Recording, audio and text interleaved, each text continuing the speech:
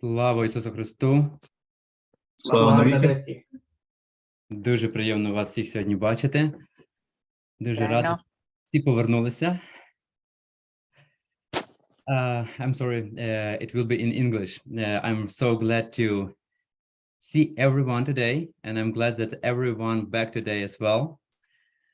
Welcome back to our lecture, and today we are continuing to talk about our bioethics and some of bioethics concept that we will introduce today. I would like to, before we are going to start our lecture, I would like to ask if somebody will be a volunteer and provide a short prayer for us today, please. Oh, fine, I'll do it. Thank you. But so now, Yes, you can start. all right. William, I mean, O heavenly King, Advocate, Spirit of Truth, who art therefore present and fillest all things, treasure blessings, restorer of life, come and dwell in us, cleanse of all stain, and save our souls, O gracious one. Amen. William, Amen. Амінь. Дуже дякую. Thank you so much. I really appreciate. And today we are going to talk about. We continue to talk about our models of bioethics, and I'm going to share my PowerPoint. Let me do this.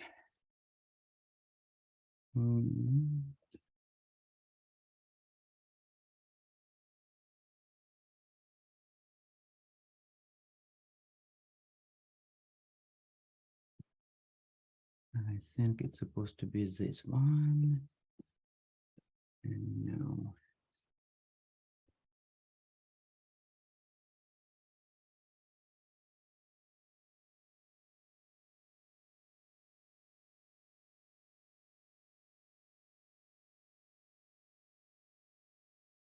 This one. Oh, boy. 1 second only. I will choose the right PowerPoints.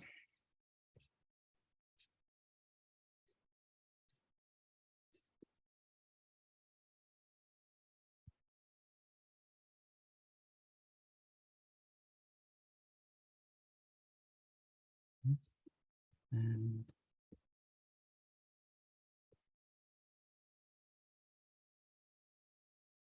okay, we're almost ready. We have here. Yes, this one.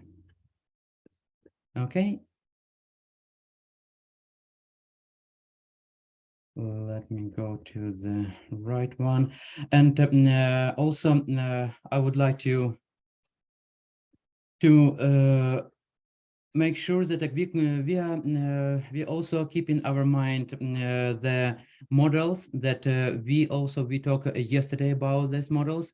Those models that we talked yesterday, it was a social biological model, it was the subjectivist model, and pragmatic utilitarian model. And talking only 2 words about these models, I would like to tell you that these models, as we already been mentioning yesterday, the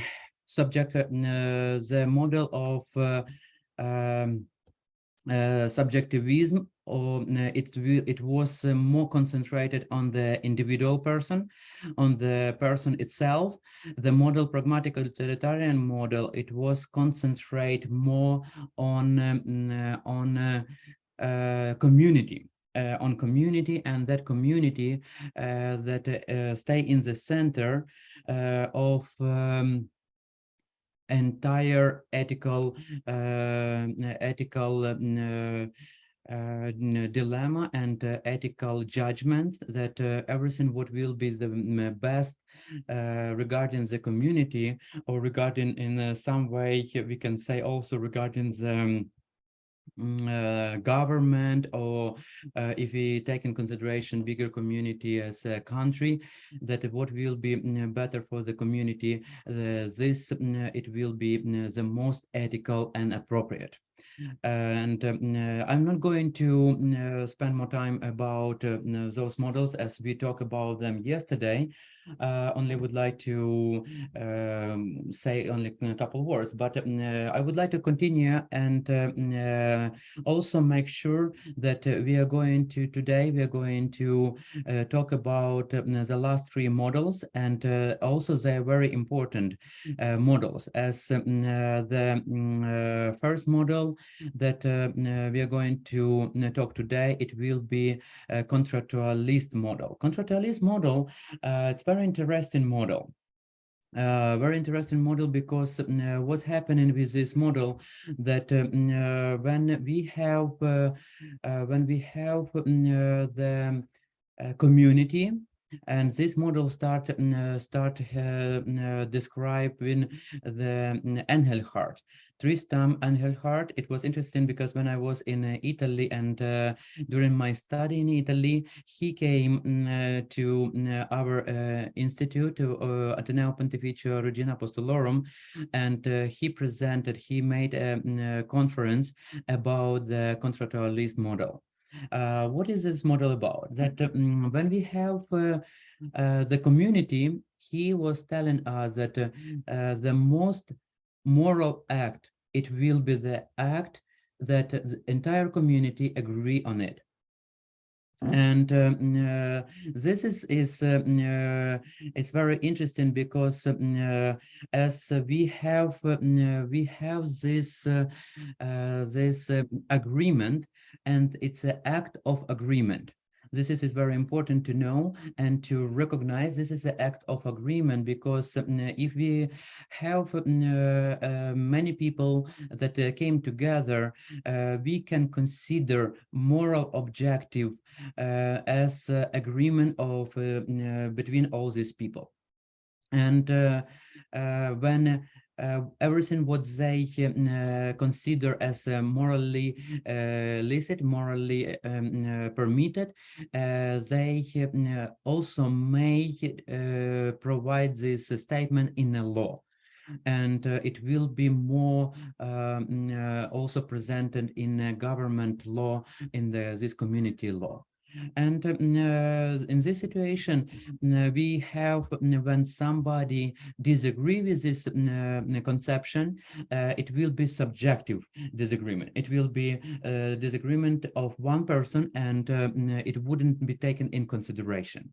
But also, what is interesting in this situation, when we talk about the person and the conception of the person yesterday, I would like to also to mention to you that in this model, Engelhardt doesn't see every human being as a person. For example, he was telling, and he is telling us in his book, that if the human being cannot have a capacity to make this agreement, we wouldn't recognize this a person. Or maybe also some of the human being he recognized as a person in potential, but definitely he doesn't recognize all human being as a person in an act. What does this mean, and who he is talking about?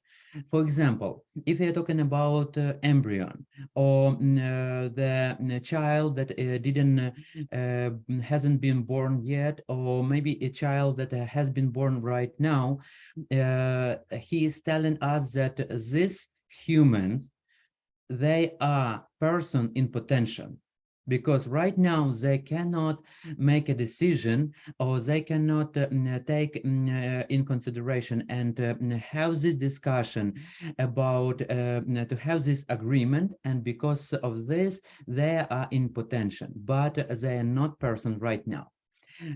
For example, he is telling us that if handicapped, or more than handicapped, if the human being who has some mental issue, mental challenging. It's not a person at all. And even it's not not a person in potential, because he recognizes a person in potential who can become a person in some time. Like the child can grow and can make a decision and can take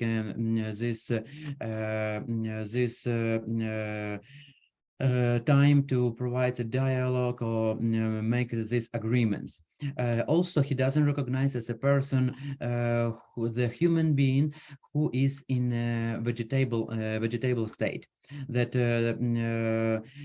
who is irreversible in a vegetable state. It doesn't recognize at all. Who in temporal permanent, not a permanent, in temporal vegetable state, he may recognize as a person in potential when the person will wake up, and depends of the brain activity, this person can be recognized as a person in the future or not. This is a challenge of this model.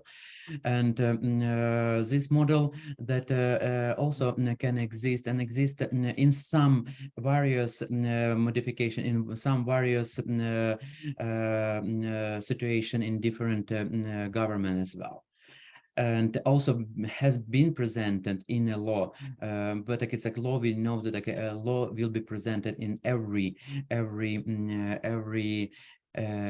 country, how it is. Next model is very interesting model, and probably on this model and the next model that we are going to have, the last one, personalism, I will spend the most time, because these two models they are very interesting to discuss, and we will make a lot of our ethical judgments based on these two models. The principalist model that exists in America. This model that has been created by Childress and Beauchamp, and these two people, they wrote the book, and they presented to the society wonderful, I think, and I really think it's a very wonderful principles: beneficence, not maleficence, autonomy, and justice. I like these principles by itself, because they really they have very big, deep meaning, ethical meaning and philosophical meaning, and also medical meaning, clinical meaning, when we are talking about medical interventions. Only what I found the challenge regarding these principles, this model doesn't have hierarchy. And in the practice, it's very hard to identify, and in the practice, it's very hard to see what will be most important in our ethical issue. What principle will be the most important? And if you're talking about beneficent and not maleficent, in general, these two they are very important, and I like them so much, because when we are talking about clinical settings, when everything what is every therapeutic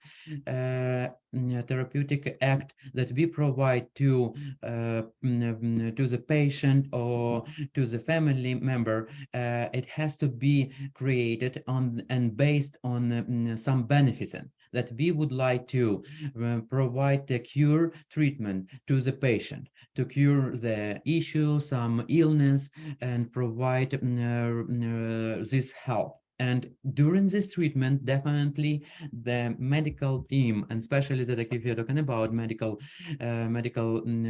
settings, that doesn't want to provide any harm. And yes, we can talk about some ethical harm and permitted harm, as like for example, if the person has a big issue and has to be amputated the toe to save entire leg, this harm, it will be provided, but this harm, it will be for the benefit of the good of the entire person, and it's important. Also, autonomy and justice. Autonomy and justice also is very important principles, and they autonomy and justice, like justice, also tells us how to prevent this maleficence, this harm, and everything what can be unhuman that can be done to every person or every patient. And autonomy tells us that every person has a right and freedom to choose what is the best for him or herself. And also this autonomy is impersonal, and also autonomy for the community, or also benefit for the community as well. I like, as I mentioned you before, I like all these four principles. I really like them so much, only that I have a challenge, and I can tell you from my perspective, practical perspective, as also I am a member of the ethical team in the hospital. When we discuss some cases, most of my doctors, most of my medical team, they follow this model, the principalist model, because it's true that this model is really the American culture is based on this model right now. And all medical staff, when they're going through the medical formation, they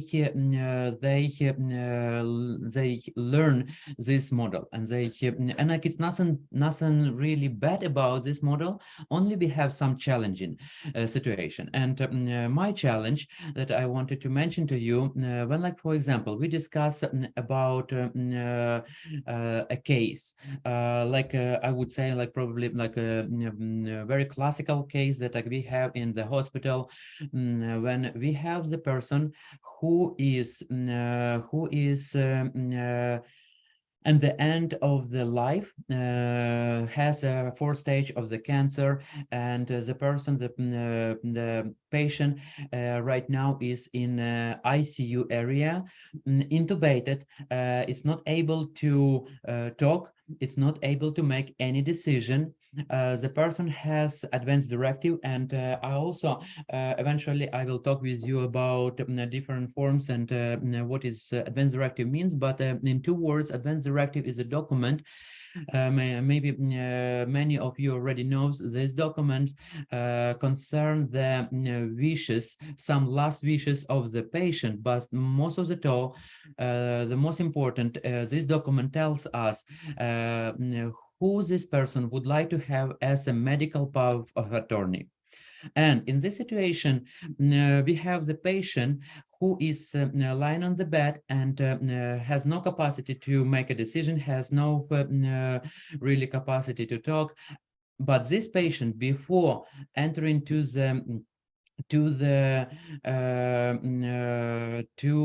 ICU area, mentioned to the doctor medical team that he would like to have every treatment be done for him to save his life. What is this means? That in the situation when it's needed to provide CPR, chest compression, intubation, artificial feeding tube, and etc., this person would like to have all these treatments to save his life. When we come into the situation when the person is in ICU and is not capable to make a decision, the person who is a medical decision maker for him, telling the medical team, I would like to disconnect the machine, ventilator machine, and it makes this decision because of the authorities that like it has been done in this advanced directive. And this is, we have the already confrontation state, because we know from the fact and from witnesses that the patient would like every possible treatment to be done for him or for her, and the family doesn't want this treatment and would like to change the full court status to the DNR, DNI. It means that the medical team has to disconnect this person from the every intervention, from the breathing machine tube and everything else, and don't provide CPR on the time when the death will happen, or when the heart will stop. And this is its already conflict. What will be the autonomy? What will be the really autonomy of the, we are going to recognize autonomy of the patient or autonomy of the decision-making person who is an advocate, legal advocate for the person as well. And in this situation, there is this principialism model many of the times has a conflict between these principles. Because also if you're talking about, for example, abortion, that we can talk about autonomy of the mom who is going to decide if it's her right to make a decision and interrupt the pregnancy. Or we are talking about euthanasia, that also autonomy of the dying person who would like, or maybe not dying person, but who is going through some emotional or spiritual difficulty right now, and decide for him or herself that their life is over, and would like to enter the life with some help or even without help. But when this autonomy can contradict with beneficent or even non-maleficent in this kind of situation. And we will talk more about this point of the view a little bit later when we discuss some particular cases, and when we're going to discuss like some situation it's in the beginning of the life or end of the life. This is it's very important model that I also would like to mention to you, and that you can pay attention on that. The next model, and it will be the last model that we will discuss today. It's a personalist model. Personalist model, I would say this model has been created by Elias Grecha. Elias Grecha, it's a Monsignor, Catholic Monsignor, that also, if I'm right, he was helping with the writing of Dignitas Personae and some other encyclicals that it's very meaningful for us right now and very important. He created this model based on the Catholic teaching and he put all these principles of the Catholic Church to this model. And this model has 4 principles. The principle of defense of the physical life, the principle of freedom and responsibility, the principle of totality or the therapeutic principle, the principle of sociality and subsidiarity. All these principles, and as we also see, I try to put in the way that like we can see the hierarchy of these principles. The most important principle that we have, and the Catholic teaching recognize, is the principle of defense of the physical life. And as we talk about life and who is the person, I would like also to mention that very known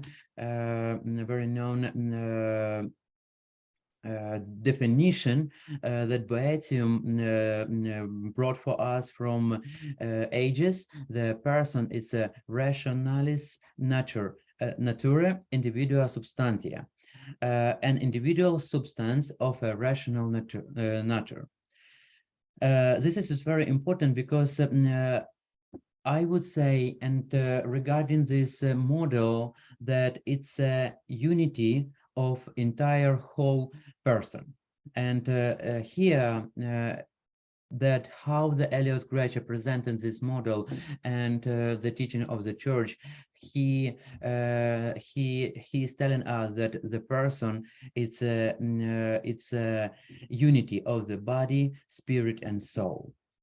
And this unity, it's very important to take in consideration this unity, to also make a decision and do some ethical references or ethical guidance, or also ethical judgments.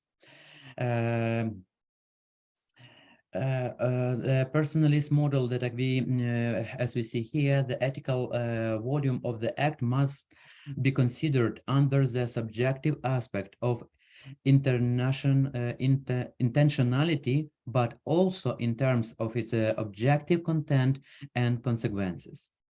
And I would like spend a little bit, a couple more minutes, only to go very quick through these principles. Principle of defense of the physical life. First of all, that we can talk about this. Physical life is the most important and fundamental value of the person. And we are talking about the whole individual, not just as we don't consider the person as a part of the society. No, we are talking about every individual has a intrinsical, transcendental value as a person, every individual. And also in this model, I would like to mention from the beginning that as already we saw through the documents of the church, and we know that every person from the beginning of conception till the end of the life, that the church recognized end of the life in the time of the brain death, we recognize this human being a person. Then this human being, it doesn't matter if it's an embryo, if it's a fetus, if it's a child, adult, teenager, older person, if the person doesn't matter of the race, sex, ethnicity, mental capacity, it doesn't matter. We recognize every human being as a person. And this is the most important and the first foundational principle that we have in the model, in this model. Another principle that we have in this model, the principle of freedom and responsibility. Principle of freedom, it means taking responsibility of own life, and also this freedom brings the responsibility for lives of others. And this is very important because here, Elios Grecia, he make a component, and he makes sure that every life has a value. And also, not only every life has a value, but the society and community also has this value. And we have to have this balance between the life of individual, between a life of each person in society, and also every person in this society has a responsibility through the society, and the society has a responsibility toward the individual life. What does this mean? That it's a social justice, it's about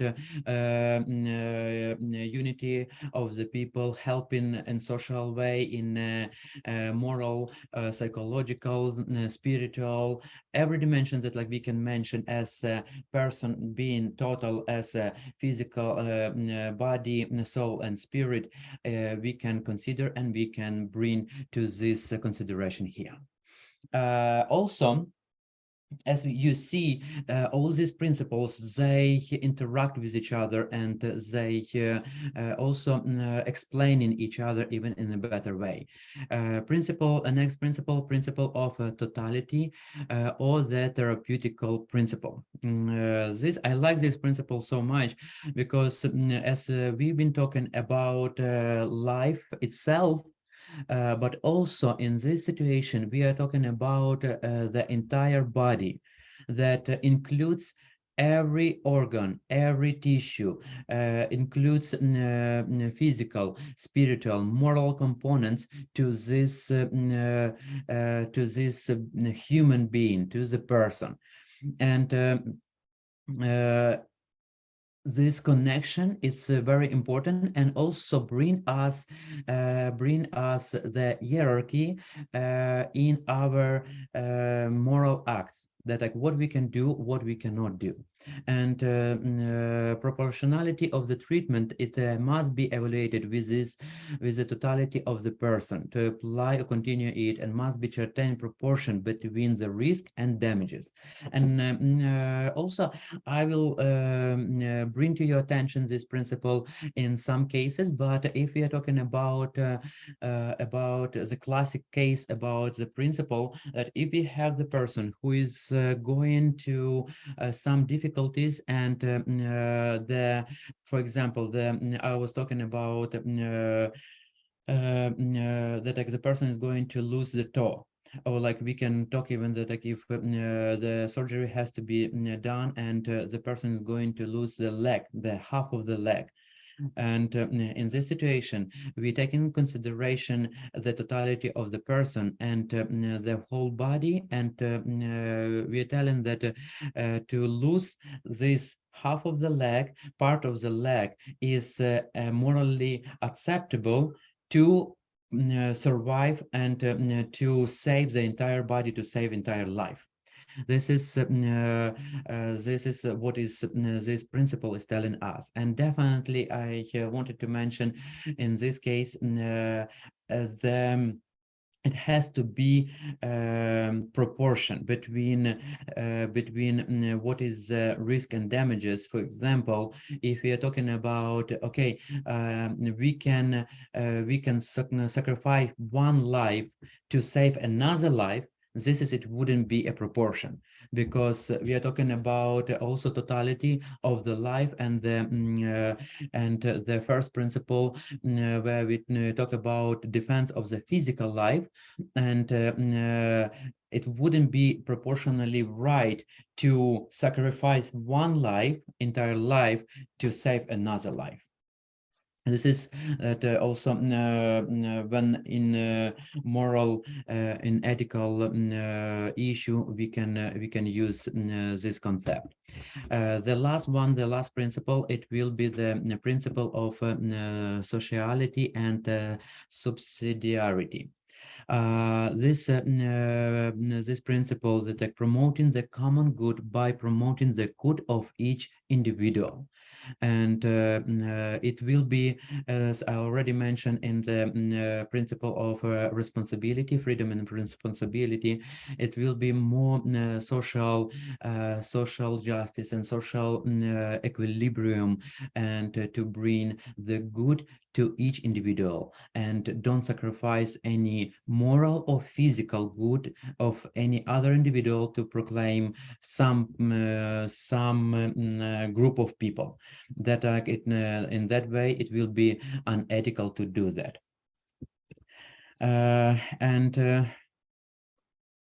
In this, also I would like to mention, do you have any question that like we done with all bioethics models?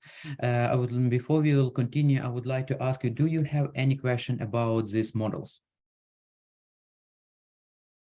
Yes. I'm sorry. Are all of them still in place in various hospitals right now today? No, I wouldn't say so. Most of the time that I can see here, I wouldn't say for other countries, but here in America, most of the time, probably like 80%, 85%, you will find the principalism model. You will find not personalism. You will find this one, a principalist model for principles, because the how American culture has been developed and how it will be promoted. This model has been promoted, and it's a base model for the American society.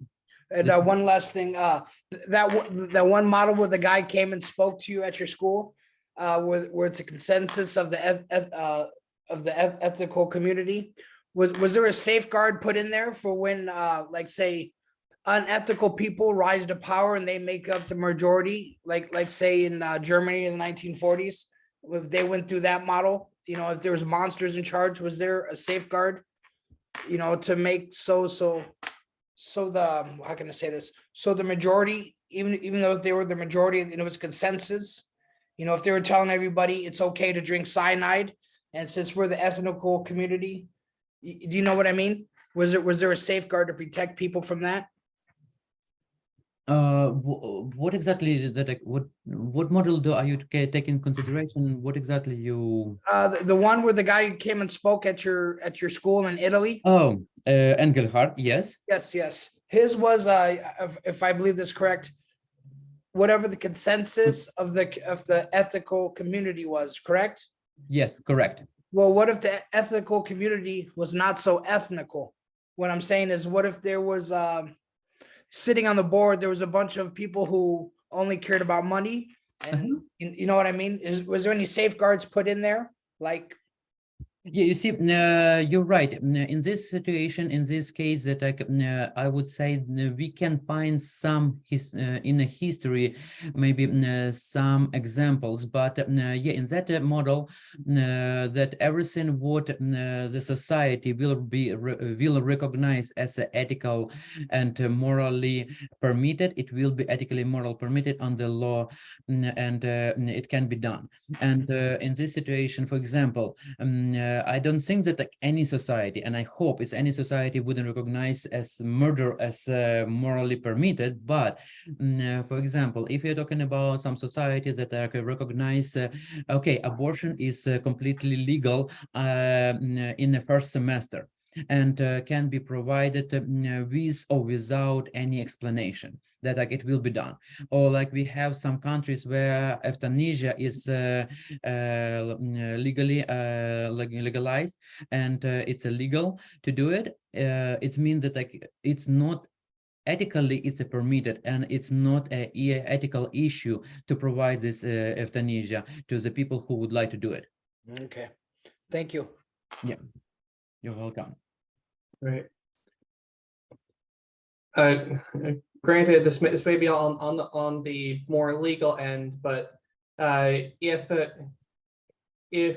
you have a will or a directive from the person that says one thing, and that goes completely against what the ethics model that your ethics board has chosen, do you have to go along with what the individual's chosen directive is, or is it possible for the ethics board to override that in some situations?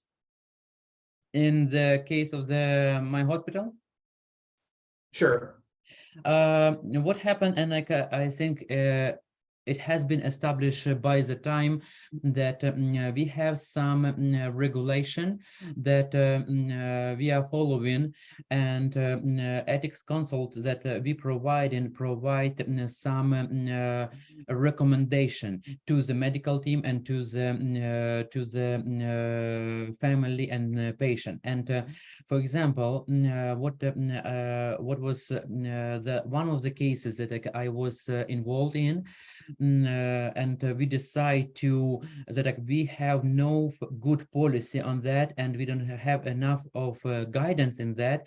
We had one case when in a NICU unit, a neonatal intensive care unit, we have a baby that has been born in 23 weeks of gestation, and the family request the baby was born okay, has some complication because yes, completely 23 weeks, it's too early, and based on the Maryland law, from the 24 weeks of gestation, medical team has obligation to preserve the life and do everything what is possible to save the life. And in this situation, we have a request from the parents and some medical team to disconnect the baby after like 2 days being on the machine, disconnect the baby from the machine to provide the death to the baby, because regarding the patient, regarding the parents and some medical team, the baby has very small chance to survive first. It has very big chance and very big percent to have a complication, like physical, mental complication, and etc. And it's a big burdens for the parents to go through this, and also it was a big burden for some medical team. We have also one doctor who was attending doctor for this child. Based on his culture and his medical and personal ethical principles, he wasn't sure, and he was so in conflict with these decisions that like he brought this case to the ethical committee. And going through the ethical committee, we find out that like we don't have really a good documents and procedures in the hospital. Plus, as we're talking about, it's Adventist Healthcare Hospital. Adventist doesn't have so good procedures or any principles regarding this kind of situation. Yes, and that time we recommended, because of the law and because of our discussion, and it was really hard case, we recommended to not disconnect a child from life support. Only we provided a recommendation that the parents can make and choose the status of do not resuscitate the baby. It's mean do not provide chest compression to the baby if the heart will stop. And after this discussion, we also bring to attention of the entire ethics committee of the hospital that we really need some good principle and standards to be able to provide this kind of ethical recommendation in the future.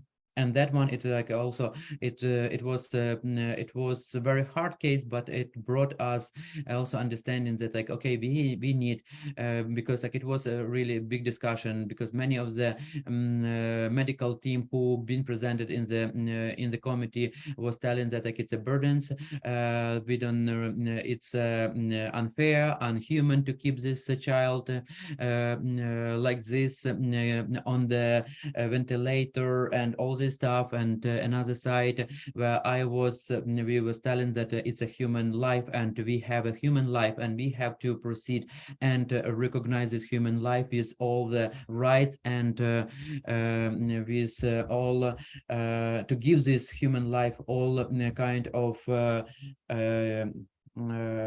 opportunity or possibilities to survive, as we are going to give to the adult, because it's not a difference between this human life and the life of the adult patient. This one that like it was one of the recent even cases that like I had it. I got another one. How big of a part does cost and money play when they make a decision?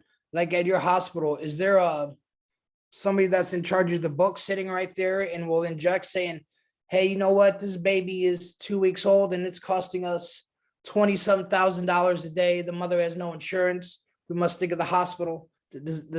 How much of that does that play a part? No, in my hospital, I wouldn't say that like it plays a big role. It's mentioned, it depends on the case, but it can be mentioned as one of the aspects.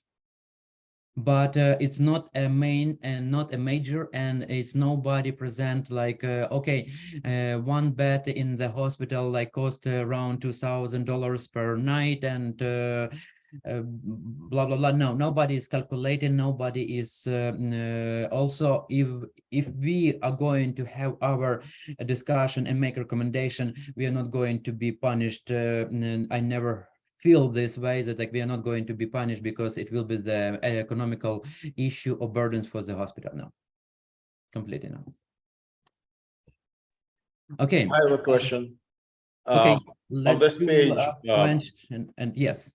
on this page we are on, the third bullet point says, the good effect is not achieved by means of the evil effect. Could you give us an example, practical, when a good effect could be achieved by a means of an evil effect? Oh, okay. That like you're really helping me to continue my presentation. Okay, this is, I wanted also to bring to your attention, with all these models, we have something that like we call in a moral theology, some principles based on these principles, how we can make a choice or make our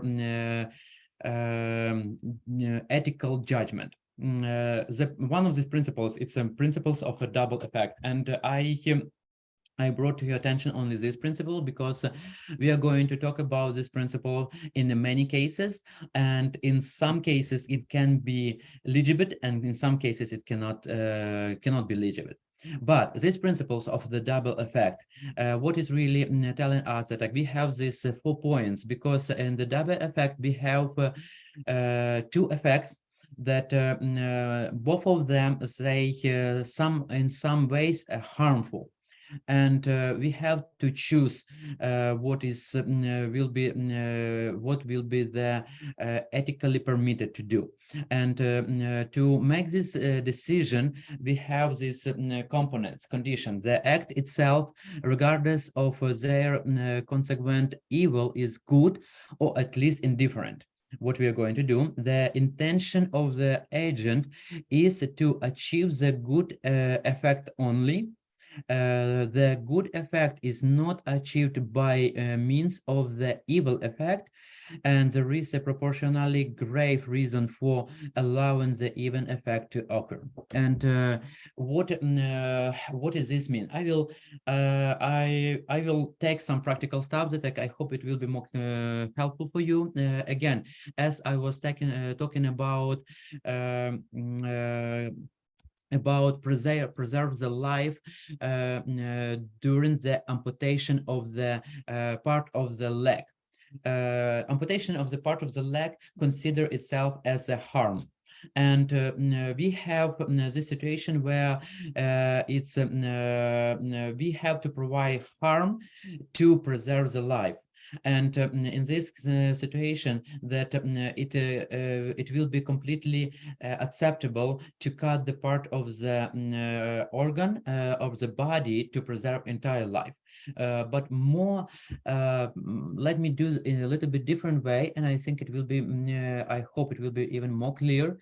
If we have, for example, and I'm going a little bit in advance. If we have the pregnant woman, and a pregnant woman has been diagnosed of ovarian cancer, and during the pregnancy, in the first trimester of the pregnancy, in the beginning of the pregnancy, and to preserve the life, because this is a 4th stage of the cancer, this woman has to go through the chemotherapy and radiation that can cause abortion. as a side effect. Let's say in this, let's use this terminology. And this double effect tells us that yes, we have pregnancy, we recognize this person, this baby as a person, but in this situation, we take a risk to proceed with the chemotherapy to save the life of the woman. And in this situation, our intention is not to abort the baby, but during the procedure that we are going to do, the very big chance that this baby has been will be aborted because of the procedure that itself it's harmful for the body of the woman. It can be not, but it can be done. And in this situation, this double effect permit us in legal way to go with therapy, and in this case, it will be the therapy to provide this therapy to the woman to save her life. And this is double effect that, like, it's very important that why it's we cannot have intention to provide some evil effect itself. It means that, like, in this case, that, like, we are not have attention to to do abort, but it can happen during the procedure. It's more clear in this way. Yes. Yes, thank you. Okay, thank you. Okay, let's do. We have let's have some more couple minutes, and I'll try to go as much as possible. The next session, I would like to, from the models, I would like to go and proceed with our life, the human life, and we will start with the beginning of the life, and really what we recognize, what is the human life, and when the human life begins, when the human life ends. And this question is very important to do this. To do this ethical judgments and to proceed with the ethical issue. As we talk already about the Boetzi and how he sees the person, and here I would like to share with you one video. It's very short video, but I found this video as very important. Yes. Can you see the video? I will. Yes. Great. Yes. Okay. It's only a couple minutes, but I would like to do this video with you. Oh, let's do.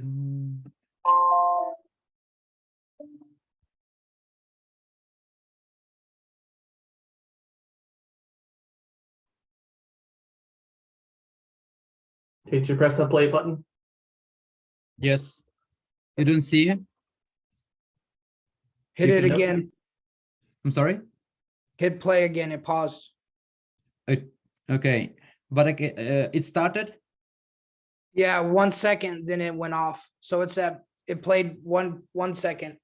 Oh, okay. Let me start from the beginning.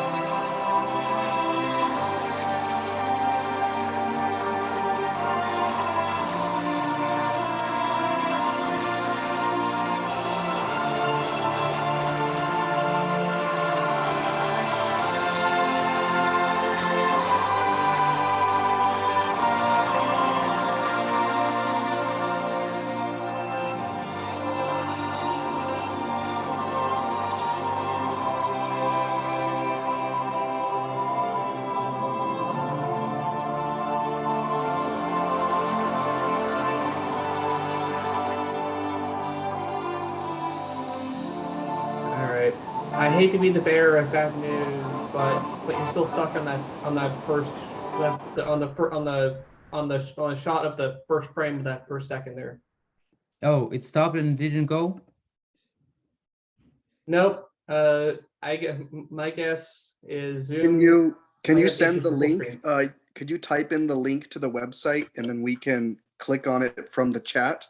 Yes, I will do that. I'm sorry that like I was thinking that like it went through.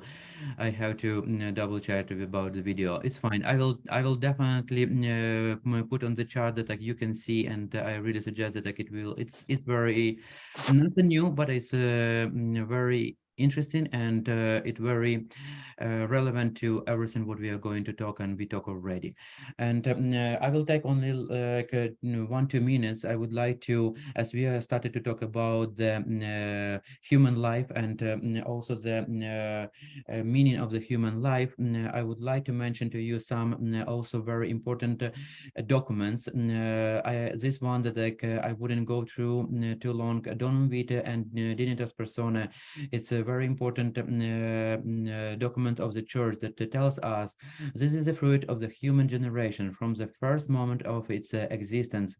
There is to say from the moment that the God has formed, demands the unconditional respect that is morally due to the human being in his bodily and spiritual totality. The human being is to respected and treated as a person from the moment of conception, and therefore from the same moment his rights as a person must be recognized, among which in the first place in the involved right of every innocent human being to life. And we have the same almost statement with the Dignitas Persona that it happened, and like you see, it was 1974, it was 1987, it was 2008. The church and the teaching of the church, it was constant to protect the human life, to really pay attention what is a human life, what is the life itself. It tells us. And I see that like it's already 7. Let's do this. Because I will start the next session. It will be about abortion, and after abortion I will talk about some artificial insemination and some artificial fecundation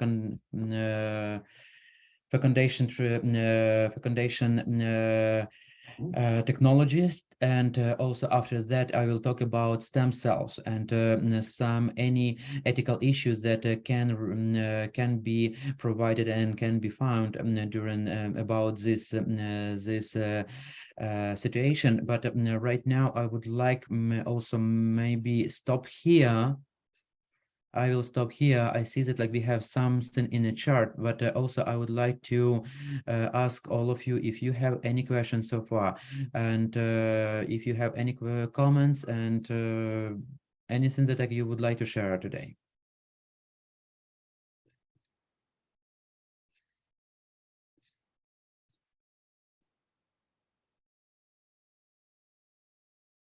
Could you give us that link? Yes, I'm going to give you the link. Completely, I'm going to give you the link, and I will go. Yeah, and you please, if you see that like something is not going, or like it's like something that like the video is frozen, tell me right away. That like I wouldn't keep you. And I was really hoping that like it will go through.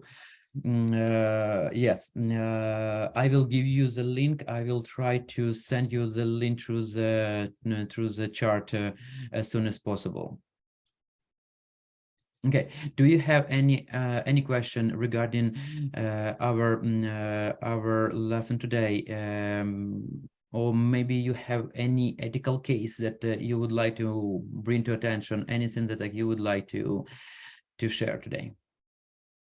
Sure. How does say like the principalist model or the other one play into a case like say the classic Terry Schiavo case? What do you mean by a shadow case?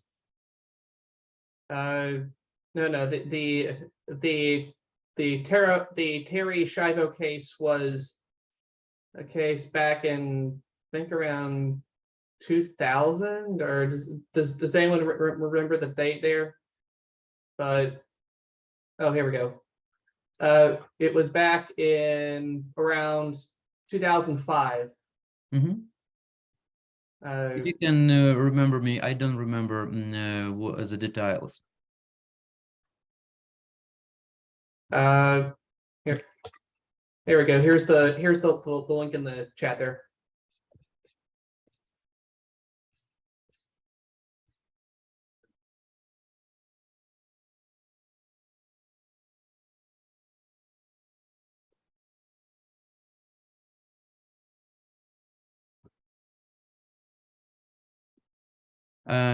What I see, it's I don't yeah, definitely wouldn't read everything. That it was irreversible vegetable state, and that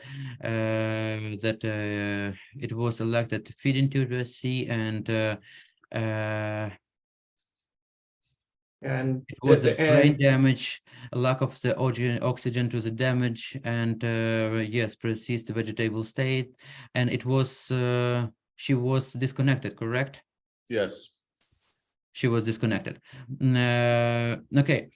In general, I would. Was also she was also communicative with others. Her husband desired her to be terminated, her life to be terminated, and there was life insurance and another relationship, but she was actually able to communicate with her parents at a basic level, but she had actual communication. So she was medically deemed vegetated, but she was actually communicative.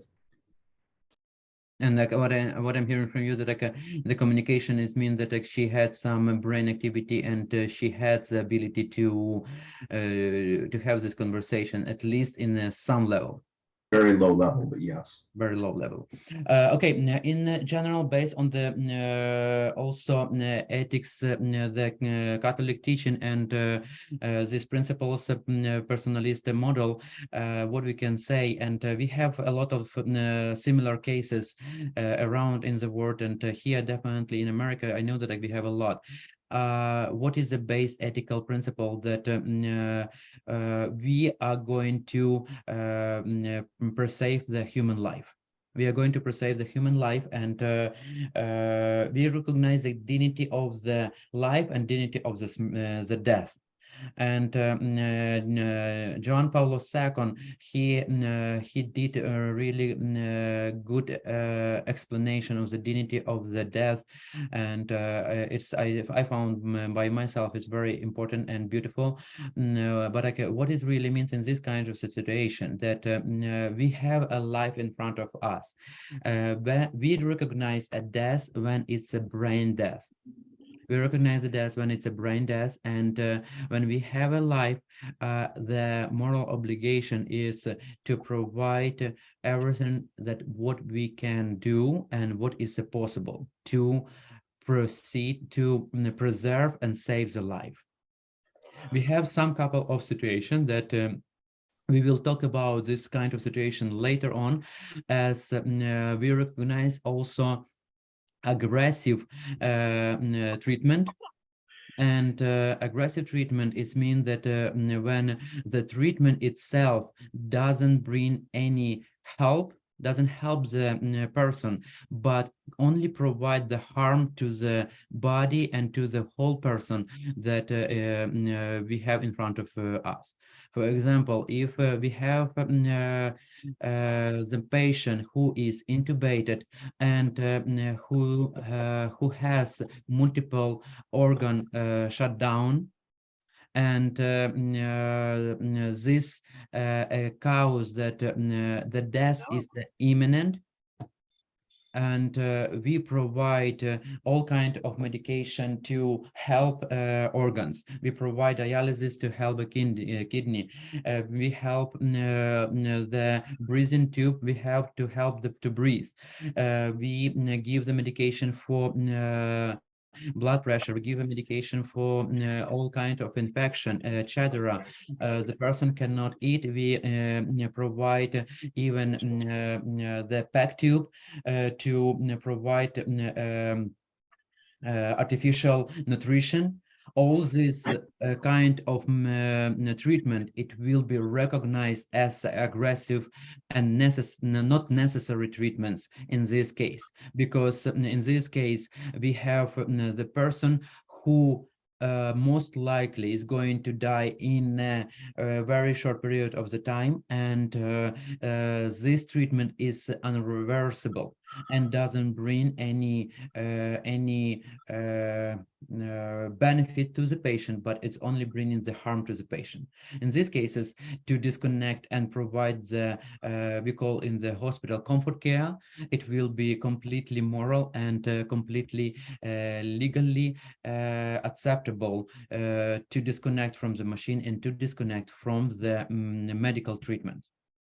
When we have this kind of situation, when we have the person who are in an irreversible vegetable state, and even that in this case, I understand that she had the ability to provide a conversation, at least some minimal conversation, and but definitely this person is going through suffering. It's a normal suffering, and we can recognize this, because I cannot even imagine if the person being okay and fine, and in some point of the life is in the state where is completely dependent, losing autonomy, losing the independence, and has this need to be treated and take care of the loved one in this way. This is something that unbelievably and incredibly harmful for the patient, for the family as well. But from the moral and ethical perspective, we are talking about how we can, as a society, and its obligation to the society, provide the best quality of the life in the situation where this person is. And it's mean, if it wouldn't be at least physical suffering, how it can be also provided support, emotional support, the spiritual support to the family. This is, it will be the ethical, what I saw in 2 seconds like about the case, what will be the ethical, regarding our ethical principle, it will be the ethical recommendation. So then what do you do if there's a fight or disagreement in the family about the course of action? Who do you ultimately side with, or do you make your own decision and just forget both sides? You talking about the same case, or you talking about the case that I described earlier, when a patient wants one and the family desire another? All of the above. Okay, because it's a little bit two different cases. Well, more this case here, but I guess it could also touch on the other one too. Okay, if about this case, that definitely it has to be recognized, the need and the wishes of the person, the patient itself, and the family as well. Because if the patient cannot have, doesn't have an doesn't have a capacity to make a decision for him or herself, it means the immediate family. It's going, the first is going the husband. If it's not husband, it's all kids. If it's not kids, the parents, and etc. And in this, that the medical team cannot make this decision. In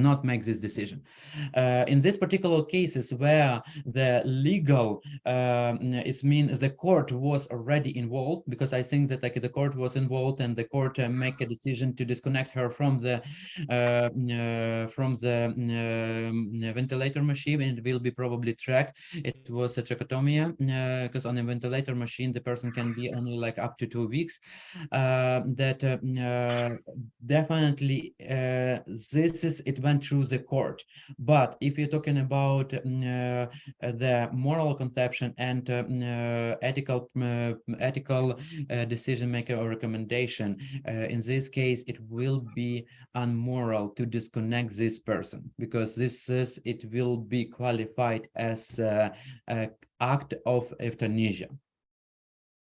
If you're talking about the case that I described before, when we have the person who is in ICU make some decisions and has been verbal to the medical team, but in the ICU has no capacity to make a decision, and the family try to make a decision instead of the person, and it's a completely different decision. Again, medical team cannot provide and cannot make the decision instead of the patient and of the family. It will be immoral and illegal as well.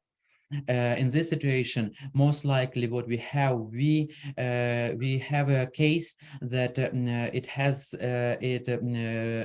we start the ethical consult on the case, and we see and we recognize every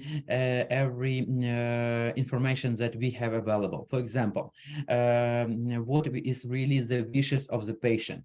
If the patient mentioned anything in the advanced directive that, like, okay, if it will be something irreversible situation, that I will be in this situation and I don't want to be connected, or I would like to be connected to the machine, it will be first. It will be one. It will be also medical examination of the health in the current situation, and it will be very important to have this examination, because it will tell us, okay, where is the patient is. If we have a treatment that can benefit the person and can help the person to overcome this situation where is the person like right now, or if we have the situation where it's all organs, it's a shutdown, and we really prolonging and we are doing aggressive treatment and aggressive therapy to the patient, where we are right now, and also wishes of the family and what they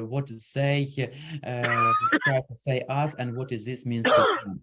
All this is taken in consideration, and based on the like. Here, I would say, in my hospital, we are not taking in consideration personalism. I will provide to you, and I know that you asked me before, I will provide to you very quickly what will be the principles that we use in our hospital, but we also have the respect of the human life as the first principle, and we will try to recognize the wishes of the family, but if we have something that can be provided and can be done for the benefit of the patient, we will do this, because we don't recognize euthanasia or assisted suicide in any of our cases or in any of our situation. We don't do that one. Thank you very much, but we have to start another hour lecture in Ukraine. Have a blessed evening. Thank you so much, everyone. I will see you all in 1 week. Yes, on Saturday. On Saturday. Thank you. Have a blessed time. Thank you very much. Bye-bye.